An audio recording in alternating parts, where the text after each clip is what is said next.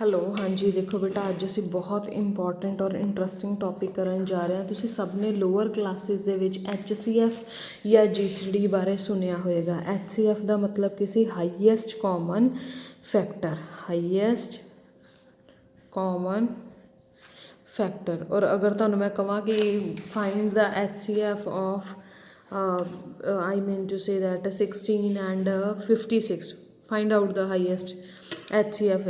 What we will do, we will just put 56 inside and 16 outside and then divide it.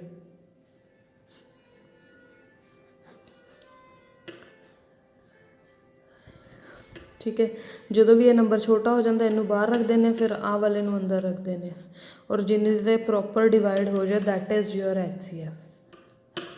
ਹੋਰ ਤੁਸੀਂ ਕਿਹੜਾ method ਕੀਤਾ? ਸੋ HCF is 8।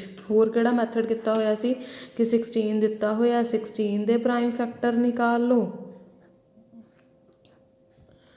56 ਦੇ prime factors ਨਿਕਾਲ ਲਓ,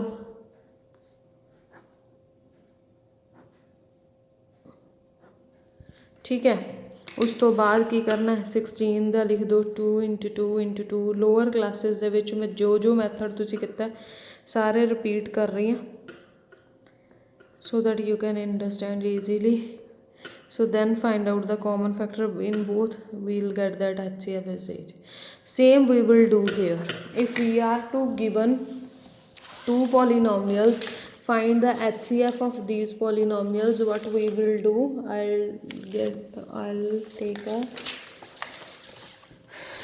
I'll take a small example from the book.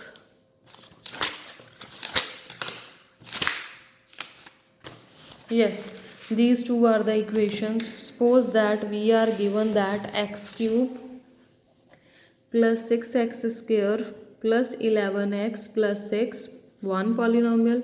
Another polynomial is x square plus 7x plus 10. Let it be fx and let it be gx, and we are said to have find out the GCD of these two. What I'll do, I'll put bigger degree term inside and smaller degree outside. Then trying to divide, first coefficient same करी दे, इधर x square है, x है, when I divide I will get x cube plus 7x square plus 10x, so we'll get minus x square plus x and plus 6. Now what we'll do, we'll multiply by minus 1 so that we have this. After this we have this.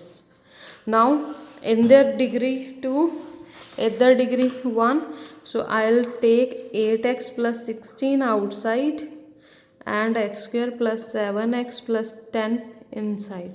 So I'll multiply by x by 8 so that first coefficient same होना चाहिए.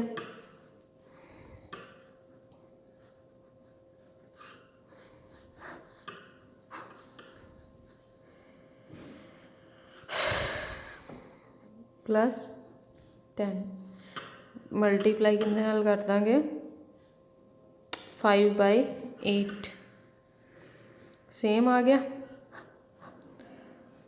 That मीनस 0 आ गया, या cross का sign लगा देने. So this is our HCF.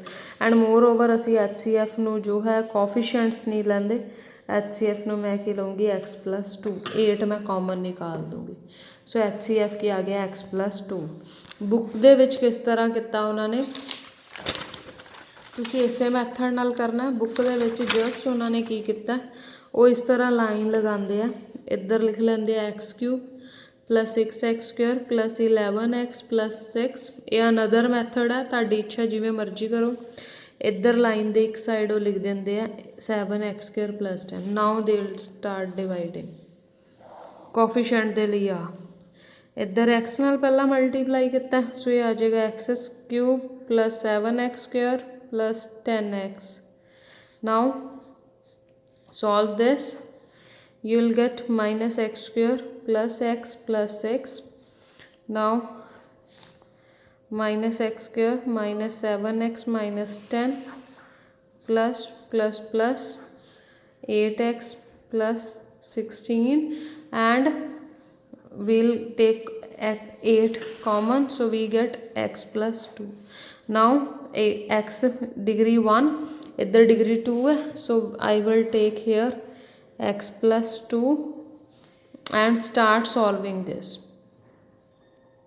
इनका coefficients तुसीं उपर जिथे मर्जी लिख दो. 5x प्लस 10 5 नाल मल्टीप्लाई किया,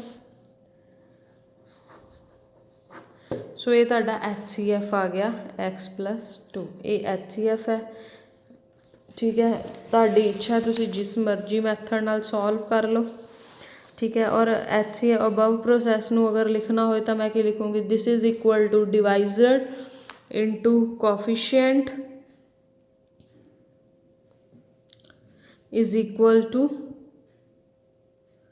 दिस प्लस रिमाइंडर. सो अंदर वाली टर्म की है, this into this plus some remainder. ठीक है, आ रही. फिर gx की है, gx की है x plus 2 into x plus 5. सो उनदे तो तुसी GCD नूं इन टर्म्स ऑफ दिस लिख सकते हो. नेक्स्ट है find GCD of these two polynomial. Find the GCD of these two. इस तरह नाल ही ये वाला सम है, एक बार रीड आउट करोगे तुहानूं पता लग जाएगा. इहदे नाल ही अपनी जिहड़ी आ चैप्टर जिहड़ा वो खत्म, सॉरी एक्सरसाइज खत्म होंदी है. एक एग्जाम्पल है, let f x g x h x be the 3 polynomials over a field K such that f x जो है बाकी दोनों नूं डिवाइड कर दिया. जिहड़ी बिल्कुल सीधी लाइन डाली जाती है डिवाइड का साइन है. ठीक है, वो कहते एफ एक्स जी है जी एक्स इंटू एच एक्स नूं डिवाइड करती है, बट एफ एक्स और जी एक्स का GCD 1 है. जो भी किसी टर्म दे विच कुछ भी कॉमन ना हो, मतलब सिर्फ उन्होंने एक 1 ही मल्टीप्लाई च कॉमन है, तो उन्हों का GCD आ ओपन ब्रैकेट दे विच लिखिया जाता है. जिवें 2 ते 3 का GCD 1 है. Then prove that f x divide h x. एक फॉर्मूला होंदा कि अगर किसी का GCD 1 है तो उनका जो लीनियर कंबीनेशन है, मतलब एफ एक्स नूं किसी होर नाल मल्टीप्लाई कर दो, GX नूं किसी होर नाल मल्टीप्लाई कर दो, ऐड कर दो, उनकी वैल्यू 1 नहीं होएगी. हुण f x GX h x नूं डिवाइड करता है, therefore GX into H x equal to F x into PX, क्योंकि मल्टीप्लायर है. अगर कोई टर्म किसी नूं डिवाइड कर दी है, जिवें अगर मैं लिखा कि if A divide B then I will say that B is equal to A into some M multiples दे विच, तो इत्थे पॉलीनोमियल की गल हुई है, इत्थे पॉलीनोमियल आएगी. So GX into H X is equal to F x into PX. Again multiplying the whole equation by this you will get this. So ये तुहाडी 1B जो है कंप्लीट है. इहदे तुसीं GCD वाले सम करने.